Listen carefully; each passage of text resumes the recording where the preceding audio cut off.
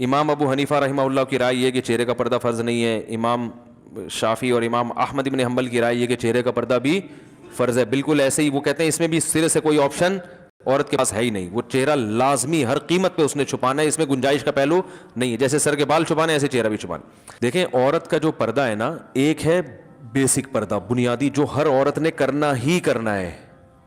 وہ کیا ہے کہ پورا جسم چھپا ہوا ہو سوائے چہرے اور ہاتھ کے. یہ تو پوری امت کا اجماع ہے کہ اتنا پردہ تو عورت نے, بولو بھائی, کرنا ہی کرنا ہے, اس میں کسی کا اختلاف نہیں ہے. بال نہیں کھول سکتی, کلائیاں نہیں کھول سکتی, پنڈلیاں نہیں کھول سکتی, پاؤں, چہرہ اور ہاتھ. یہاں تک سمجھ میں آئی بات؟ یعنی یہ تو اس کا تو آپشن ہے ہی نہیں سر کے بال کھولنے کا یا سر سے چار ہٹ جائے. دوسرا ہے چہرے کا پردہ. تو چہرے کے پردے کے بارے میں علماء کا اختلاف ہے. امام ابو حنیفہ رحمہ اللہ کی رائے یہ کہ چہرے کا پردہ فرض نہیں ہے. امام شافعی اور امام احمد بن حنبل کی رائے یہ کہ چہرے کا پردہ بھی فرض ہے. بالکل ایسے ہی وہ کہتے ہیں اس میں بھی سرے سے کوئی آپشن عورت کے پاس ہے ہی نہیں, وہ چہرہ لازمی ہر قیمت پہ اس نے چھپانا ہے, اس میں گنجائش کا پہلو نہیں ہے. جیسے سر کے بال چھپانے ایسے چہرہ بھی چھپانا. امام حنیفہ کی جو اصل رائے ہے وہ یہی ہے کہ چہرے کا پردہ فرض نہیں ہے اصل کے اعتبار سے. تو چہرے کا پردہ جو فرض ہے وہ جہاں فتنے کا خوف ہوگا تو وہاں فرض ہوگا, جہاں فتنے کا خوف نہیں ہے وہاں فرض نہیں ہے. فتنے کا خوف ہو پھر بھی فرض نہیں ہے, ایسی کسی فقیہ کی رائے نہیں ہے. کیونکہ قرآن مجید کی جو آیت ہے نا, یدنین علیہن من جلابیبہن, جب گھر سے باہر نکلو تو اپنے پر چادریں ڈال لیا کرو, تو ظاہر اس میں چہرہ بھی آئے گا. تو وہ فتنے کے خوف ہی کے موقع پر اللہ نے فرمایا. تو جہاں بھی فتنے کی نوعیت چاہے کسی بھی نوعیت کی ہو, تو اس پر علماء کہتے ہیں کہ جوان عورت کے چہرے میں فتنے کا خوف بہرحال موجود ہے. سارے تو مسائل چہرے ہی سے پیدا ہوتے ہیں نا, تو اس لیے فتنے کی وجہ سے چہرے کے چھپانے کا حکم دیا جائے گا. اور فتویٰ اسی پر ہے کہ اگر کوئی جوان عورت چہرہ نہیں چھپاتی تو وہ گنہگار ہوگی. امام حنیفہ کا جو قول ہے نا چہرہ فرض نہیں ہے, وہ اس صورت میں کہ جب فتنے کا خوف نہ ہو. یعنی یہ اس میں ایک نرم پہلو نکلتا ہے کہ بعض دفعہ ضرورت ہوتی ہے چہرہ کھولنے کی, بعض دفعہ خوف ہی نہیں ہوتا بالکل بھی. تو اب متاخرین حنفیہ کا فتویٰ اسی پر ہے, اور اسی پر تقریباً سارے علماء جو فقہ حنفی کو فالو کرنے والے ہیں سب متفق ہو چکے ہیں. اور آج سے نہیں, آج سے 700-800 سال پہلے یہ فتویٰ دیا جا چکا ہے کہ اب عورت کو چہرہ کھولنے کی اجازت نہیں ہے, کیونکہ نبی صلی اللہ علیہ وسلم کے دور میں باندیاں ہوتی تھیں, بیویاں بہت کثرت سے, تو حلال اتنا زیادہ ملتا تھا کہ حرام کی طرف لوگوں کے قدم نہیں جاتے تھے, اور وہ مواقع بھی نہیں تھے برائی کے. اب حلال میں پابندیاں لگ گئی ہیں اور حرام, تو اب لوگوں کی نظر اتنی صاف نہیں ہے. اب کوئی جوان عورت جائے گی تو بہت زیادہ امکان ہے کہ لوگ بری نیت سے اس کو دیکھیں گے. تو اس لیے عورت پر چہرہ چھپانا اس زمانے میں فرض ہے. بات آئی سمجھ میں؟ تو یہ تو ہو گیا. لیکن اس میں چونکہ اختلاف ہے اور ایک پہلو نکلتا ہے, تو جہاں شدید مجبوری ہوگی تو وہاں گنجائش دی جائے گی. مجبوری کا مطلب کوئی ایکٹر ہے, اداکارہ ہے, فلم ایکٹریس ہے, وہ توبہ کر رہی ہے, تو اب اس بیچاری نے جہاں ایسی بے حیائی میں زندگی گزاری, اب اس کو تھوڑا نرمی کی طرف کہ بھائی چلو تم وہ پردہ کر لو جو سب کا جس پر اتفاق ہے. Some thing is better than nothing. اب آپ اس کو مکمل کہیں گے جی وہ سر کے بال سے لے کے پاؤں کے ناخن تک, تو اس کے لیے مشکل ہوگا. بات آ رہی ہے سمجھ میں؟ تو ایک علماء صلاح کے گھرانے کا معاملہ کچھ اور ہے, ایک بالکل لبرل عورت جو بیچاری توبہ کر رہی ہے, تو اس کو تو گنجائش کا پہلو دیا جائے گا نا. بھائی پہلے تو بالکل ہی ڈانس کرتی تھی, ناچتی تھی, گاتی تھی, ایکسپوز کرتی تھی, چلو اب اتنا ہو کہ چہرہ کھول لو, باقی جسم ڈھانپ لو. تو ایسے موقع پر اس کو گنجائش دی جائے گی, گنجائش کے فتوے سے فائدہ اٹھا کے.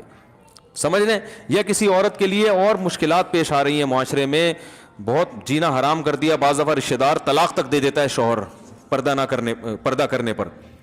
تو جہاں عورت کو یہ خطرہ ہو کہ میاں طلاق ہی دے دے گا, تو عزیمت تو یہ کہ لے لے طلاق. لیکن وہ خطرہ ہے کہ بھائی طلاق کے بعد میں کہاں جاؤں گی, کسی برائی میں نہ پڑ جاؤں, تو پھر ایسی صورت میں بھی اس عورت کو گنجائش دی جاتی ہے, بھائی مجبوری ہے, تمہارا شوہر نالائق ہے, زبردستی کر رہا ہے, تو چہرہ دیور کے سامنے ایسی مجبوری میں کھولنے کی گنجائش ہوگی. انشاءاللہ گناہ بیوی کو نہیں ہوگا, شوہر کو پھر بھی گناہ ہوگا کہ مجبور کیوں کر رہا ہے اس کو. تو یہ ہے تیسرا پردہ ہے, وہ ہے تقوی. تقوی کا تقاضا یہ ہے کہ عورت سر کے بال سے لے کے پاؤں کے ناخن تک اپنے آپ کو, اچھا یہ جو بوڑھی عورتیں یہ چہرے کے پردے سے مستثنی ہے, ان پر لازم نہیں کیونکہ اس میں فتنہ نہیں ہوتا. تو تقوی کا تقاضا یہ ہے کہ سر کے بال سے لے کے پاؤں کے ناخن تک اپنے آپ کو ڈھانپ لے, جیسے عرب عورتیں کرتی ہیں. دیکھا ہوگا دیندار عرب عورتیں, ہاتھوں میں دستانے ہوتے ہیں. بعض حضرات یہ بھی کہتے ہیں اتنا پردہ اسلام میں نہیں ہے, پورا جن بنا دیا اس کو, ایسا یہ غلط ہے. اسلام نے پردے کو اپریشیٹ کیا ہے. جتنا زیادہ اپنی مرضی سے عورت پردہ کرے گی اتنا زیادہ پسندیدہ ہے. صحابیات میں مخدرات بھی ہوا کرتی تھیں. مخدرات کہتے ہیں وہ عورتیں جن کے جسم کے کپڑے پر بھی کسی کی نظر نہیں پڑتی تھی, اتنا اپنے آپ کو مردوں سے چھپاتی تھی. تو اسلام نے عورت جتنا زیادہ پردہ کرے گی اس کو اپریشیٹ کیا ہے. ہاں بشرطے کہ اس سے ضروری کاموں میں حرج نہ ہو رہا ہو.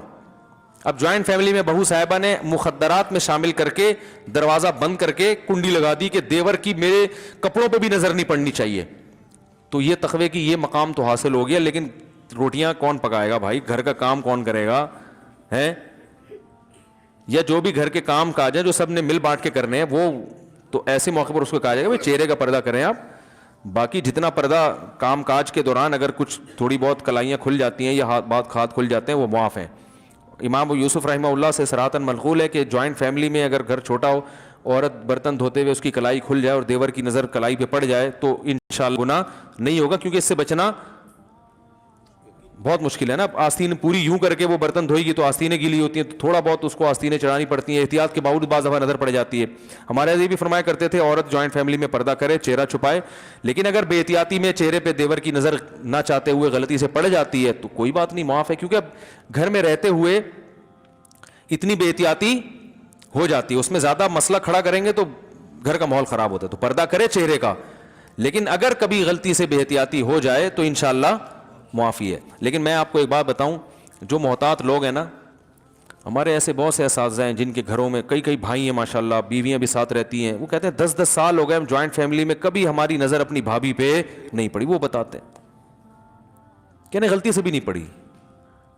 تو تمیز اگر ایک دفعہ مارکیٹ میں آ جائے نا تو وہ ایسا غلطی سے بھی ہوتا نہیں, لیکن بہرحال ہو جائے تو معاف ہے.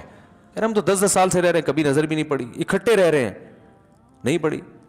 تو وجہ اس کی ہے کہ ان کو پتا ہوتا ہے بھائی بیگم آ رہی ہے یا بھابھی ہے, بھابھی آ رہی ہے تو نظر وہ خود ہی نیچے کر لیتے ہیں. بھائی ٹھیک ہے انہوں نے کھانا رکھا چلی گئی, نظر پہلے سے نیچے. جو جس کی نگاہیں خراب ہوتی ہے نا وہ پہلے دروازے پہ یوں کر کے دیکھ رہا ہوتا ہے, آنے تو دو, پہلے دیکھوں گا میری بیگم ہے یا بھابھی آ رہی ہے, آنے دو. آئے گا اچھی طرح مطالعہ کرے گا, پھر کہے گا بھائی اسلام میں اچھا نہیں ہے.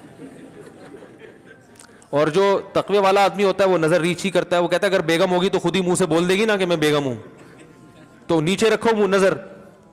جب وہ کھانا لے کر آ رہی ہے کچن کے کھٹ پٹ سے اندازہ ہو گیا بھابھی کھانا لگا رہی ہے میرے لیے, تو بھائی پہلے سے نظر نیچے رکھ لو, وہ آئیں گی رکھ کے چلی جائیں گی, ٹھیک ہے نا.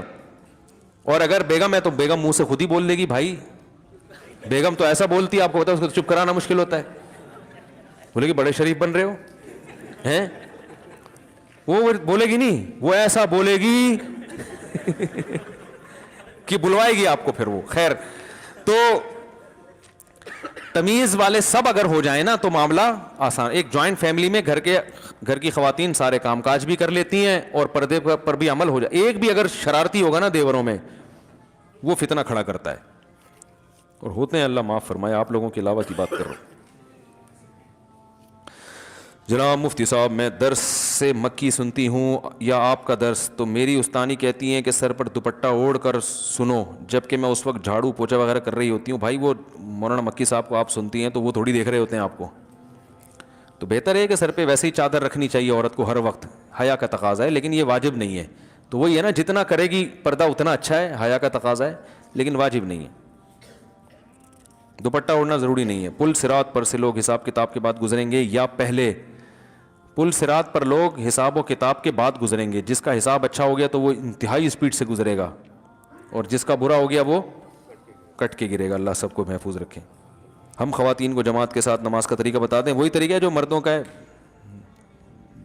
جو جس طرح سے مرد پڑھ رہے ہوتے ہیں خواتین بھی اسی طرح سے پڑھیں گی.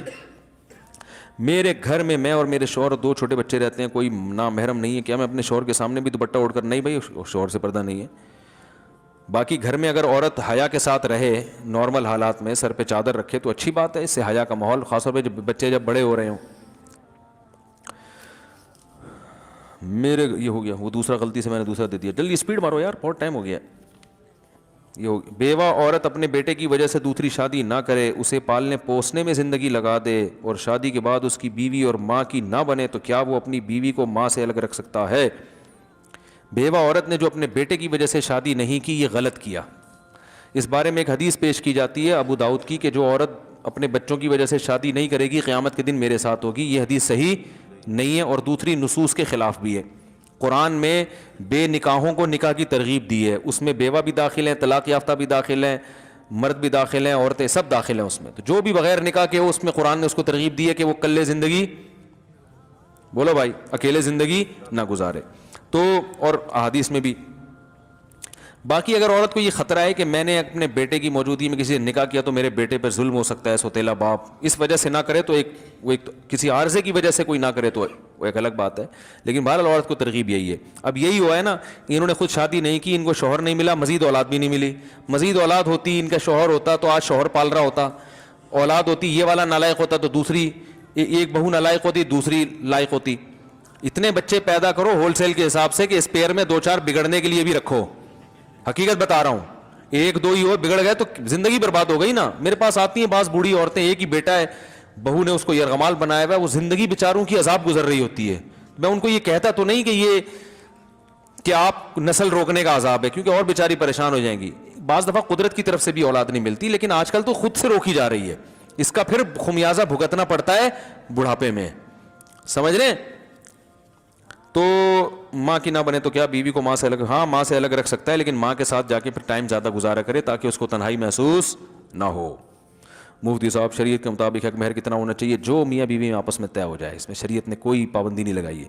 مفتی صاحب آپ جمعے کا خطبہ بہت اچھا دیتے ہیں، آپ سے گزارش ہے کہ میں خطبہ ریکارڈ کروا دیں۔ جی انشاءاللہ بھائی، نوٹ کر لو، جمعہ خطبہ ریکارڈ کرنا ہے۔